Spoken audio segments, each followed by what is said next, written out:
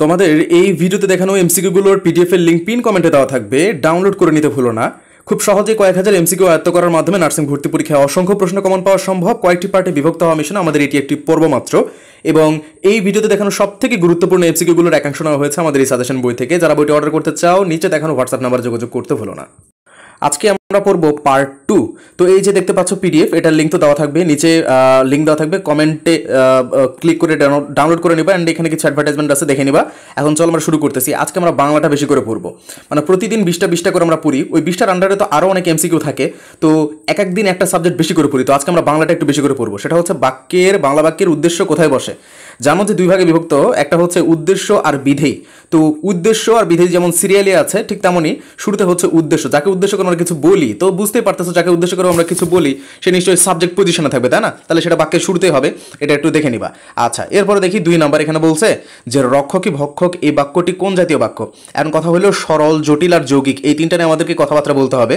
তো সব থেকে সোজা ব্যাপার কি জানো? সব থেকে সোজা ব্যাপার হলো এই যে যৌগিক যে বাক্যটা, জটিল যে বাক্যটা, এখানে সবসময় মাথায় রাখবা যে যেমন ধরো যে অন্তর্য, যে, তারপরে যেখানে, যা, মানে অন্তর্য এই জিনিসটা থাকবে। এটা থাকলেই বুঝে যাবা যে ম্যাক্সিমাম ক্ষেত্রে 99% ক্ষেত্রে এটা জটিল বাক্য হয়ে যাবে। জটিল বাক্যে এই যে যত, তত, এই অন্তর্য থাকবে। আর যৌগিক কি বুঝতে পারতেছে, একাধিক মৌলিক একত্রিত হয়ে একটা যৌগিক হয়। তো এই যে একাধিক মৌলিক একত্রিত হবে, কি থাকবে? মাঝখানে একটা লিঙ্কার থাকবে, মানে দুই পাশে দুইটা স্বাধীন বাক্য থাকবে, মাঝখানে একটা লিঙ্কার থাকবে। সেটা হতে পারে এবং বা কিন্তু, যাই হোক না কেন। তো এগুলো হচ্ছে যৌগিক। তো এর মধ্যে তো এই যে উপরে আমরা যেটা দেখতে পাচ্ছি এর মধ্যে কিছুই নাই।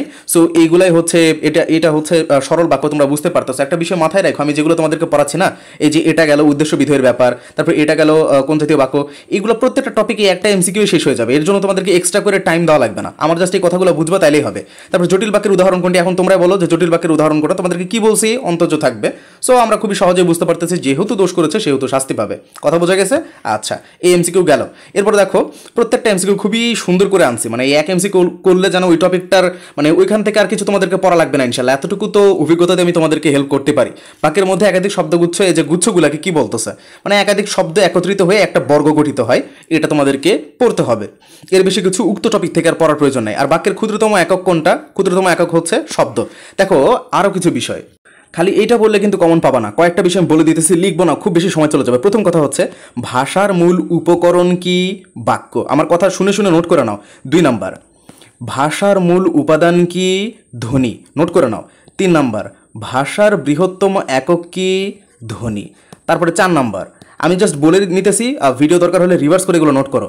তারপর হচ্ছে বাক্যের মৌলিক উপাদান কি? শব্দ। তারপরে 5 নাম্বার, বাক্যের মূল উপাদান কি?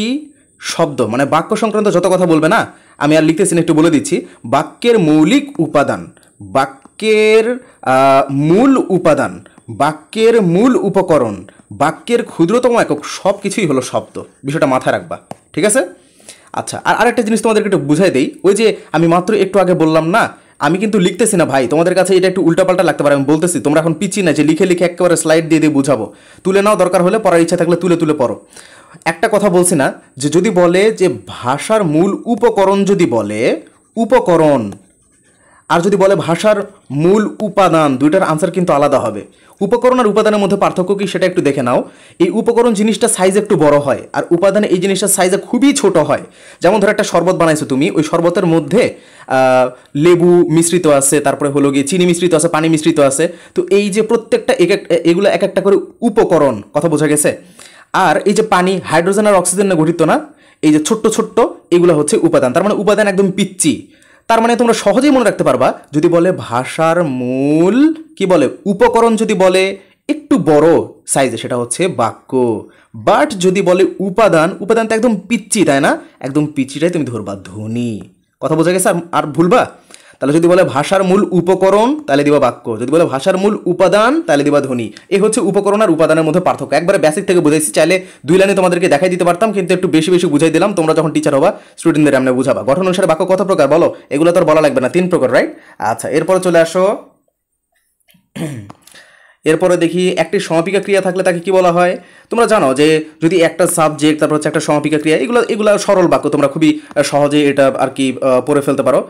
তারপরে দেখি বাকি কমা অপেক্ষা বেশি বিরতি, আচ্ছা এখানে একটু মনে হয় একটু গোলমাল হয়ে গেছে, মানে কমা অপেক্ষা বেশি বিরতি কোনটাতে দেওয়া লাগে, সেটা হচ্ছে সেমিকোলন, মাথায় রাখবে, এটা ইম্পর্টেন্ট কিন্তু। তারপরে দেখি ভাববাচ্যের উদাহরণ কোনটি। দেখো এই বাচ্যের মধ্যে না ভাববাচ্য এটা সব থেকে বেশি ইম্পর্টেন্ট, ভাববাচ্য সব থেকে বেশি ইম্পর্টেন্ট। অ্যান্ড এই ভাববাচ্যগুলো তুমি কীভাবে মনে রাখবা, আমি একটু স্ক্রিপ্টটা বের করে নিচ্ছি আমি যাতে কোনোটা বলতে না ভুলি। সেটা হচ্ছে, হ্যাঁ শোনো, যারা পেইড স্টুডেন্ট আছো তাদেরকে তো সুন্দর করে নোট করাই দিছি, যারা অন্যান্য স্টুডেন্ট তাদেরকে আমি বলতেছি একটু নোট করানো আমার কথা।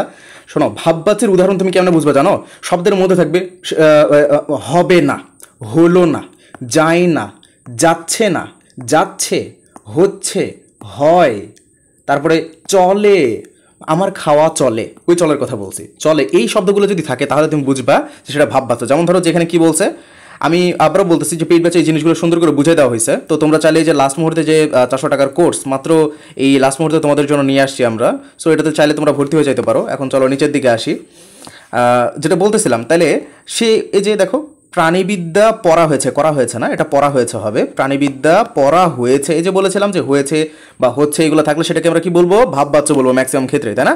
আচ্ছা এখন নিচের দিকে আসো, নিচের কোনটি উত্তম পুরুষ? তোমরা জানো যে উত্তম পুরুষ কি কি বলে বলো তো, এই যে আমরা, আর যদি উত্তম মধ্যম নাম এগুলো তো তোমরা পড়ছোই না, উত্তম পুরুষের আমি আমরা এগুলো হবে, এগুলো খুবই সোজা বিষয়, এগুলো তোমরা জানো, এগুলো বিস্তারিত না পড়াই, কিন্তু এটা ইম্পর্টেন্ট ছিল। তারপর 11 নম্বর, the door opened automatically, the verb in this sentence is opened, এটা ট্রানজিটিভ নাকি ইনট্রানজিটিভ এটা তোমাকে নির্ণয় করতে হবে। অ্যান্ড কথা হলো কি, অনেকে ট্রানজিটিভ আর ইনট্রানজিটিভ জিনিসটা কি, শোনো, ট্রানজিটিভ যেটা সেটার অবজেক্ট থাকে, এই ট্রানজিটিভ যেটা সেটার অবজেক্ট থাকে, ঠিক আছে, আর যেটা ইনট্রানজিটিভ সেটার অবজেক্ট থাকে না।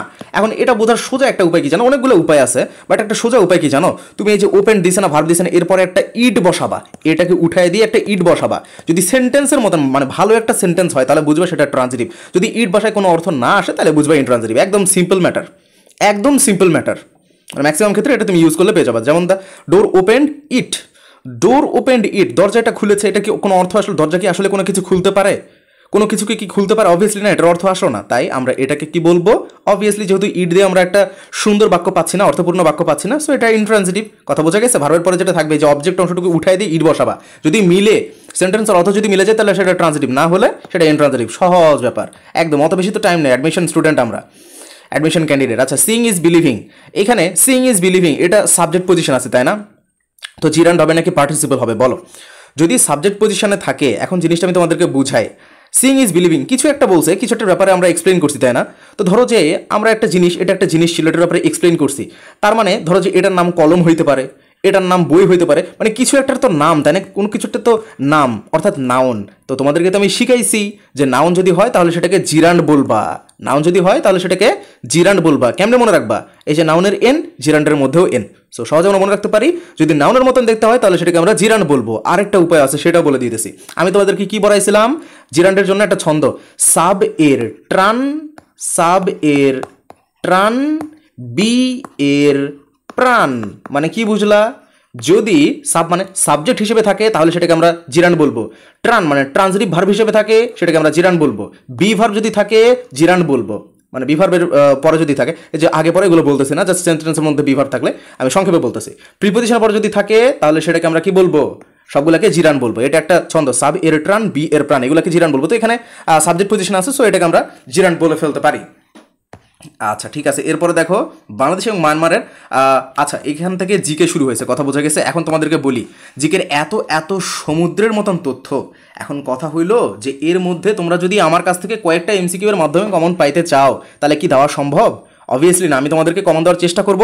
তবে এই যে টপিকগুলো দেখাচ্ছি এই প্রত্যেকটা টপিক থেকে সুন্দর করে পড়ে রাখবা। যেমন বাংলাদেশ এবং মায়ানমারের কোন নদী দ্বারা বিভক্ত হয়েছে, এখানে নাফ। এখন কথা হইলো কি, এখানে বিষয়টা একটু ভালো করে মাথায় রাখবা যে তার মানে এই যে কোন নদী দ্বারা বিভক্ত হয়েছে, কোন নদী মিলিত হয়েছে, এই টপিকগুলো তোমার জন্য খুবই ইম্পর্টেন্ট, বিষয়টা যেন তোমার মাথায় থাকে। এই টপিকটা একদম ক্লিয়ার করে ফেলবা, মোস্ট ইম্পর্টেন্ট ছিল। এরপরে আসো বাংলাদেশের বৃহত্তম হাওর, এটা হচ্ছে হাকালুকি হাওর। এইখান থেকে কি পড়বা? এই যে সব থেকে বৃহত্তম, সব থেকে সর্বোচ্চ, সর্বশ্রেষ্ঠ, এই জিনিসগুলো তোমাদেরকে পড়ে ফেলতে হবে, খুবই ইম্পর্টেন্ট। এরপর দেখো সিলেটের প্রাচীন নাম কি ছিল? জালালাবাদ। তোমরা এটা জানো, শুধুমাত্র সিলেটের না, বাকি যে প্রাচীন নামগুলো আছে এইগুলোও কিন্তু তোমাদেরকে পড়ে ফেলতে হবে, খুবই গুরুত্বপূর্ণ একটা টপিক ছিল তোমাদের জন্য। এরপরে 16 নম্বর আসে সাগরকন্যা কোন এলাকার ভৌগোলিক নাম? পটুয়াখালী। শুধুমাত্র কি সাগরকন্যা না, এরকম আরও অনেক কিছু আছে, অনেক কিছু নাম আছে। সরি।